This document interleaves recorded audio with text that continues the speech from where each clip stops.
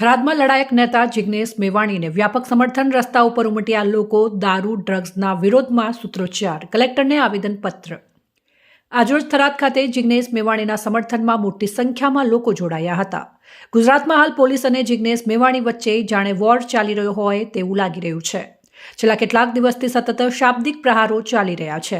થોડા દિવસો પહેલા જિગ્નેશ મેવાણીએ પોલીસ સ્ટેશનમાં જ ઊભા રહી અને જાહેરમાં જ પોલીસ કર્મચારીઓ પટ્ટા ઉતારી જશે તેવાથી નિવેદન બાદ પોલીસ પરિવાર દ્વારા જંગી રેલી કાઢીને આવેદનપત્ર આપવામાં આવ્યું હતું અને નાયબ મુખ્યમંત્રી હર્ષ સંઘવીએ અને ત્યારબાદ હવે ડીજીપી વિકાસ સહાયે જાહેર મંચ પરથી નામ લીધા વિના જિગ્નેશ મેવાણીને આડકતરી રીતે જવાબ આપ્યો હતો.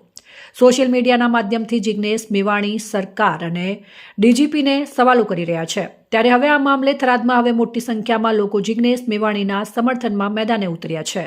થરાદમાં આજે ધારાસભ્ય જિગ્નેશ મેવાણીના સમર્થનમાં મોટી સંખ્યામાં લોકો એકઠા થયા હતા અને જિગ્નેશ મેવાણીના સમર્થનમાં રેલીનું આયોજન કરવામાં આવ્યું છે. આ રેલીમાં સાંસદ જ્ઞાનીબેન ઠાકોર, બનાસકાંઠા જિલ્લા કોંગ્રેસ પ્રમુખ ગુલાબસિંહ રાજપૂત અને મોટી સંખ્યામાં કોંગ્રેસના કાર્યકરો જોડાયા હતા.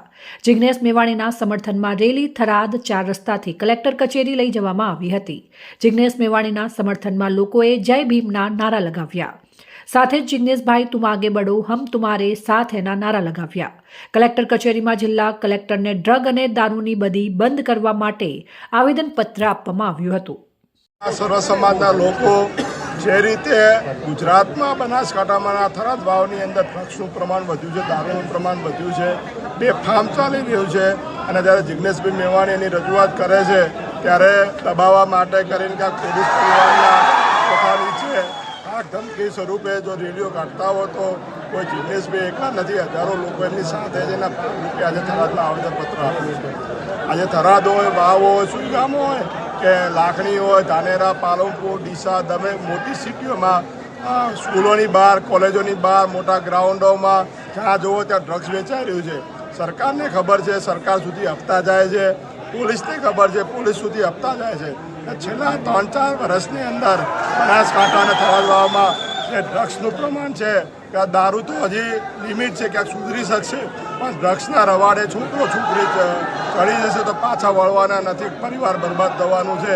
એના વિરોધમાં અમે આજે મોટી હજારોની સંખ્યામાં આવેદનપત્ર આપવામાં ઓકે.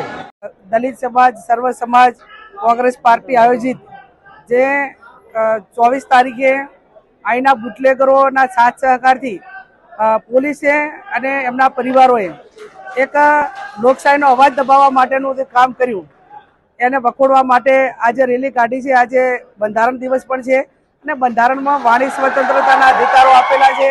દરેક બંધારણમાં જ્યાં પણ અન્યાય થતો હોય તો એ અન્યાય સામે લડવા માટેના અધિકારો આપેલા છે.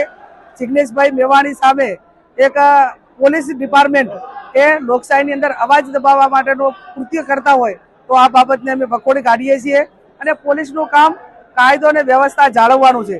આજે વાવ અને થરાદ જિલ્લો એ વિકાસના જિલ્લાને બદલે ડ્રગ્સનો જિલ્લો બન્યો છે. આજે હજારો યુવાનો અહીંયા ડ્રગ્સના બંધાણી થઈ ગયા છે.